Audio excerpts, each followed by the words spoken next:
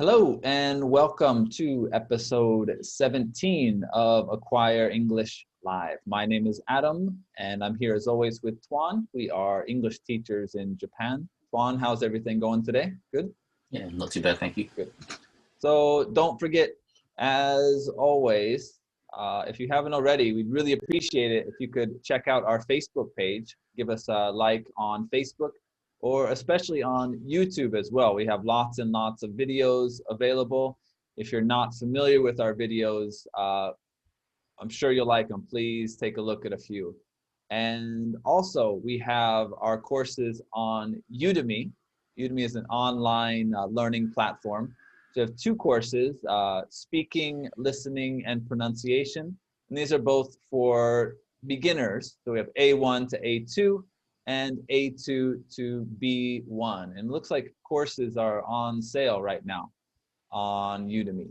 And we're also on Skillshare, same courses there. So if you're familiar with Skillshare, it is another online learning platform, and you can find both of our courses there. And we hope to have many more courses in the future. But during these classes or during these videos, what we do is Tuan and I break down some conversations from some of those other videos. So anyway, let's get into it today. So Tuan, today we're talking about getting older. So I think both of us are the same age. I don't know about you, but I have more aches and pains than I used to. How about you? Yeah, same. I just turned 40 this month, and yeah, I play futsal every Sunday, and now I realize, I'm feeling more sore every time. Yeah, I'm afraid to play any sports. I'm afraid of getting hurt. So we're the same age, but I haven't played for a long time, and the longer I don't play, the more afraid I get of getting injured the next time I do. But I do think I should probably get a bit more exercise, go for some walks, do some jogging, something like that. I would like to do some weight training, but of course, right now with if you're watching this, it is December 2020, so COVID-19 is still a big problem. So going to the gym doesn't sound like much fun for me. Have you been to a gym recently? No, not the gym. Just like I said, to the futsal court. But yeah, last few years I've had quite a lot of injuries. More injuries than I've had ever. Really? Yeah. Just pulling things, or just things cramping up. Pulled muscles and stuff. Yeah. Yeah. I'm scared. That first time I do actually get back into exercising, I'm a bit worried about it. I mean, I get a sore back if I just sleep wrong one night. So my neck and my back are all messed up. But one of these days I'll get back into it. Okay. Maybe next year. Anyway, let's get into today's conversation. Let's have a listen.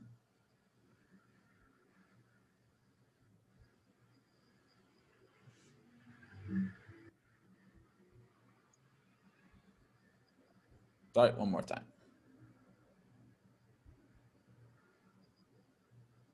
Here we go. How are you today? I've been better. What's wrong? I started going to the gym again, and I'm really sore. Yeah, the older you get, the harder it is to recover. That's exactly what I was thinking. Okay, and let's just go line by line and break down that conversation. So, the first part here, I said, how are you today? I think this is easy to understand. Just means, are you good? Are you bad today? And the next line, Tuan says, I've been better. Right, I've been better. So this can be difficult to explain, I've been better, but the meaning is just not very good. So I think people get into the routine of, how are you? I'm fine, thank you, and you, and sort of sound a bit robotic when people talk like that, right? There's some different ways to say I'm good or I'm bad. And one of those ways to say you're not very good is just to say, I've been better. So just remember, if you're not feeling good, you can say, I've been better, to mean not very good. Okay. And the next line is, what's wrong? So what's wrong? Why? What happened? Why are you not good today? And the next line here. I started going to the gym again and I'm really sore. Right. So I worked out for the first time in a long time, and I have a lot of muscle pain. So you mentioned before you were getting sore after playing futsal, right, Tuan? So this is the same type of thing. Being sore means muscle pain. You have sore muscles. Muscle pain, I'm sore. We often just say I'm really sore. After maybe maybe you have a surgery or something, you might also feel sore with that sort of feeling. Usually we use it for muscles.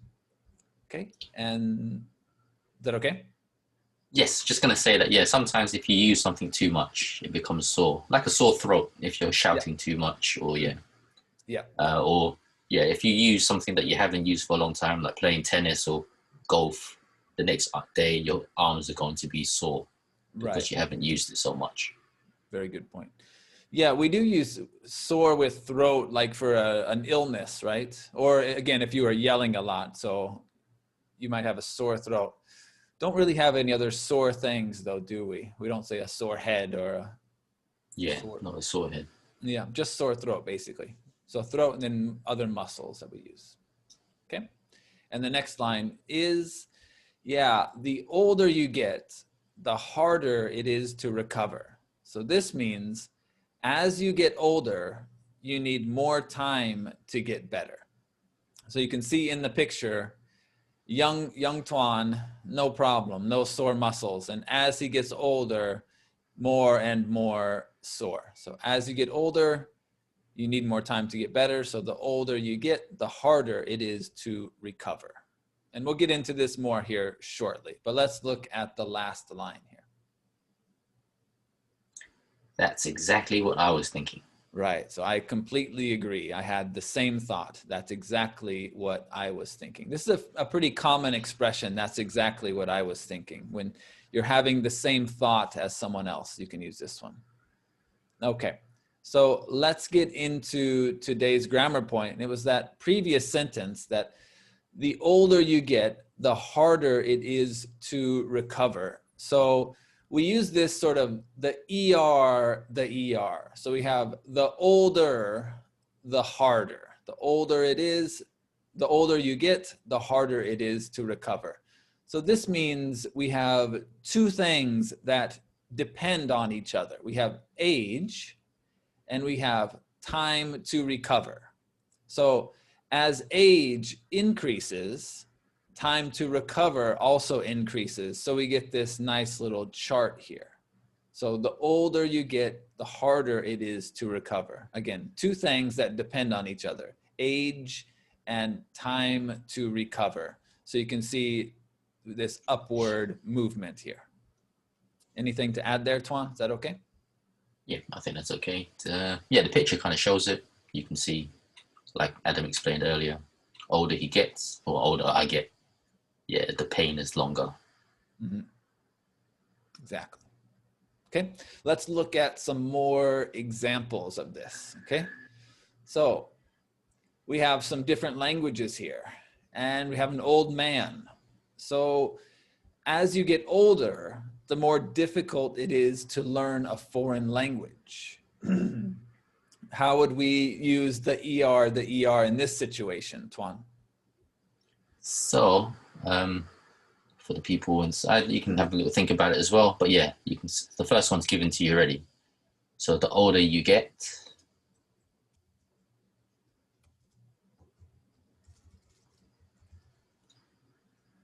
we can say more difficult, or another way to say using hard, we can say the harder it is to learn a foreign language. And apparently, yeah, the best age to learn, apparently from MIT studies, is 10 years old. 10 years old. And apparently, it drops after 18 years old. Okay. But like you said before, there's no excuse. Right. I think Tuan and I were talking earlier about this, and I think people use that as an excuse. Oh, I'm getting older, so it's harder to do. Well, it's harder, but it's not impossible. If you're older, you can still learn a foreign language. You just have to work a little bit harder. But I think if you're older, you should also be smarter as well, right? So you should be able to study in maybe a more efficient way than when you are 10. So I'm guessing we have more older people watching this than 10-year-olds. I doubt there's many 10-year-olds watching this video. But yeah, if you're in high school, university, that's a great time to learn a language. I know most people, the problem is people don't want to study a lot when they're in high school and university, I feel. And then they get a job, they get out of university and they're looking for a job and they realize, oh, I should have learned more. I should have studied a foreign language. I know I've taught many people who got to be around 24, 25 years old and started working and their job required English. And that's when they realized, oh, I messed up. I should have studied a lot more in high school and university. So study when you're younger, folks. Okay, let's take a look at the next example. I need the biggest box possible. So size, good. As size increases, it gets better and better. So how would we say this one? So as a common expression to say, the bigger, the better. Right. The bigger, the better. So if someone is expression. Yeah, we say this a lot. The bigger, the better. The bigger something is, the better it is. Okay, easy enough. And the next example. So here we have 2 people, but 5 people better than 2. I'm sorry, 4. There's actually 5 people there. So 5 people is better than 2. 4 people are better than 5. 14 people, right? Many people. I'm ruining this example. I'm doing a terrible job explaining this. Okay, so the more people, we want more people. This big group is better than this smaller group is better than this couple. I think that's what I want to say. So how would we say this one, Tuan? So we imagine a scenario. Yeah, we have a Facebook page and we want more people to enter. And so, yeah, the more people, the better. The more people, the better, right? And there's another common expression I think people use, especially if they're invited to a place, right? If someone invites you to a party and you say, oh, can I bring my wife or can I bring my friend? What's the common expression people use there, Tuan? We say the more the merrier. Right, the more the merrier. Meaning the same thing, yeah. The more people, the better. Right. The more the merrier. Same expression, the more people, the better. The more the merrier. So it's a common expression used in English to mean, yes, you can bring your friends, you can bring your husband, wife, girlfriend, boyfriend, that type of thing.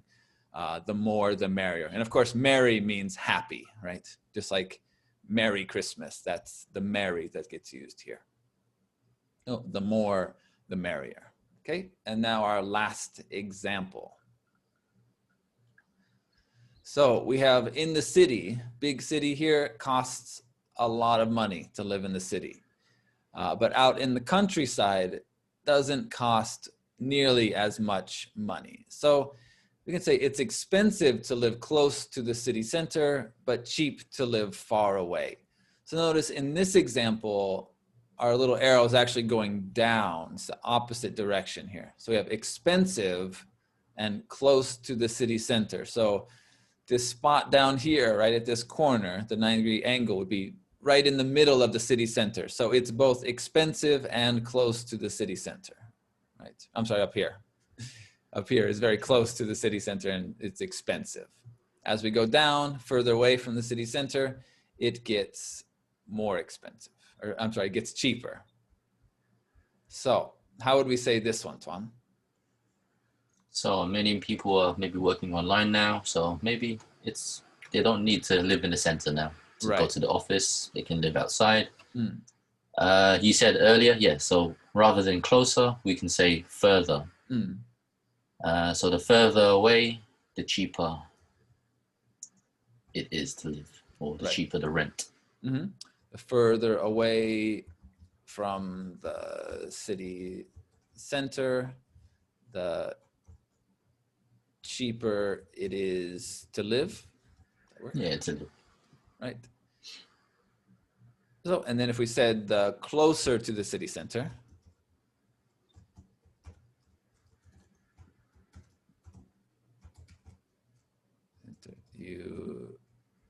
what do you say? The closer to the city center, the more expensive it is to live. Yes. And in Japan, everything is near a train station. So yeah, usually the closer you are to a train station, the more it is. Yeah.